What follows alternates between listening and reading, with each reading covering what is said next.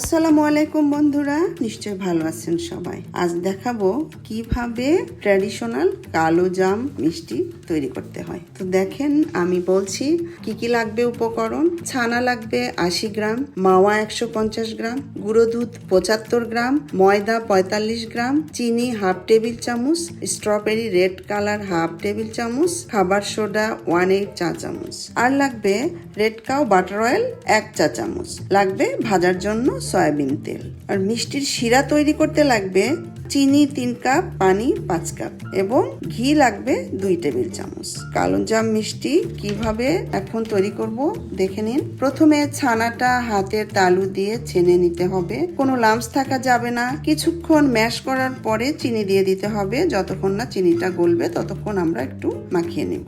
এরপর একে একে বাকি উপকরণগুলো দিব। প্রথমে দিব 1/8 চা চামচ, এই যে দেখেন আমি একটু হাতের তালুতে নিয়ে দেখাচ্ছি, দিয়ে কিছুক্ষণ ওইটা সোডা আর কি কিছুক্ষণ দিয়ে মেখে নিব। খুব ভালো করে মেখে নিতে হবে। এবং এখন দেব ফুড কালার, লাল ফুড কালার। বেশ কিছুক্ষণ মেখে নিব।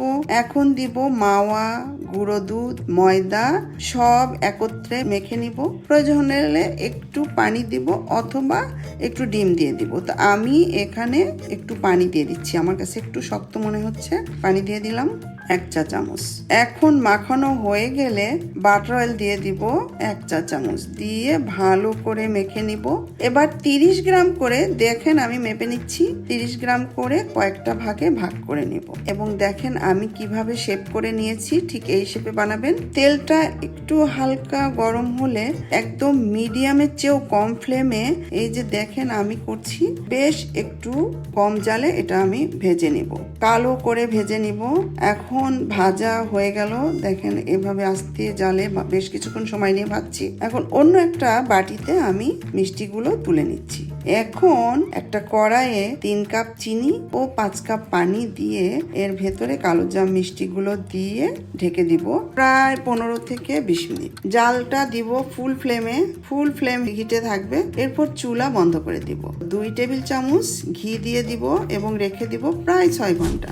চলে আসলাম 6 ঘন্টা পরে। 6 ঘন্টা পরে একটা স্ট্রেনারে মিষ্টিগুলো ছেঁকে নিয়ে মাওয়াতে গড়িয়ে পরিবেশন করব। ব্যাস হয়ে গেল মজায় মজা কালো জাম, ভেতরে লাল উপরে কালো, অথেন্টিক কালো জাম মিষ্টি। দেখুন কত সুন্দর। আপনারা সবাই ট্রাই করবেন। আর কোনো প্রশ্ন থাকলে ইনবক্স করবেন, ভালো লাগলে শেয়ার করে দিবেন প্লিজ। সবাই ভালো থাকবেন, দেখা হবে অন্য কোনো আইটেম নিয়ে। ততক্ষণ ভালো থাকবেন। আল্লাহ হাফেজ।